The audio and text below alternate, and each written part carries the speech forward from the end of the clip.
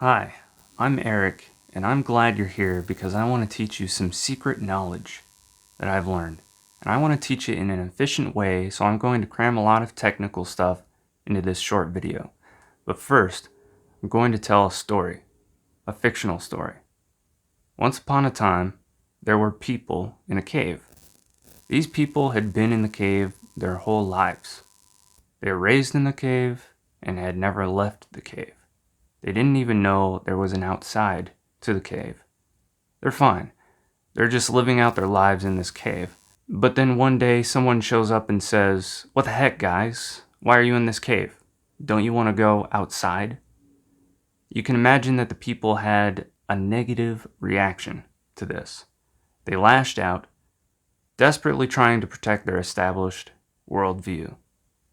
This is Plato's allegory of the cave. It is an ancient story used to teach a variety of lessons, and one of them is that you are the person in the cave, because there is knowledge out there which would shatter your worldview if you learned it. And your worldview shattering is a part of learning about reality outside your cave. No one wants to go through that, but it's the price one must pay to go up the ladder of knowledge. Now that story time is over, we're going to be discussing ontology. What is ontology? Ontology is rung 1 on the ladder of knowledge, as far as I'm concerned, because everything you've ever learned is most likely based on some kind of ontological assumption. And if that assumption is wrong, then everything you've ever learned is wrong. So you might have to start back at rung 1. What is ontology? Ontology is when you take something in reality and you look at it and ask yourself, what is this made out of? The beginning part of the process of answering that question is going to be a scientific process, and the answer is probably going to be something along the lines of, it is made out of particles named molecules or atoms. And then you keep asking the question, what are these atoms made out of? As you can see, the question evolves very quickly into other, more philosophical questions such as, what is the relationship between the physical category and the non-physical category? Or, why is there a physical category and a non-physical category? Before you get overwhelmed with all this philosophical mumbo-jumbo, I'm going to make it really simple for you. Have you ever heard anyone say, there's more than one way to look at the world? Well, they were right. There are 4. By simply learning what these 4 perspectives are, you will have an excellent framework or foundation for learning the details within any subject. The first perspective I'm going to tell you about is known as dualism. Dual meaning 2 categories. 2 separate categories such as physical and non-physical.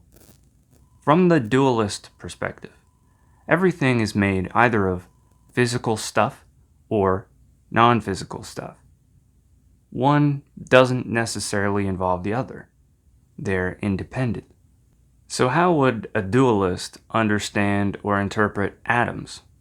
Maybe the dualist would say that there are physical atoms and there are also non-physical atoms, and that they can do their own thing. The next perspective is called monism.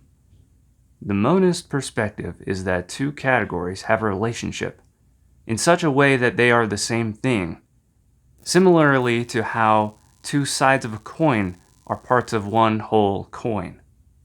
So how would a monist understand or interpret atoms?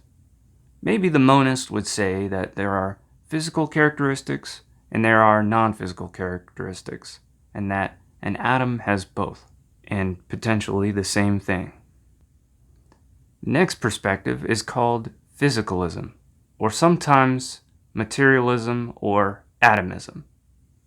The physicalist perspective is that there is only one category, the physical category, and that another possible category, such as the non-physical, is just a subcategory of the physical category. So how would a physicalist understand or interpret atoms? Maybe the physicalist would say that all atoms are physical particles, and any seemingly non-physical characteristics emerge as a result of complicated interactions between the physical particles. The final perspective is called Idealism. The idealist perspective is like Physicalism, but reversed. This time, it is the physical category which is merely a subcategory of the true category, the non-physical. So, how would an idealist understand or interpret atoms?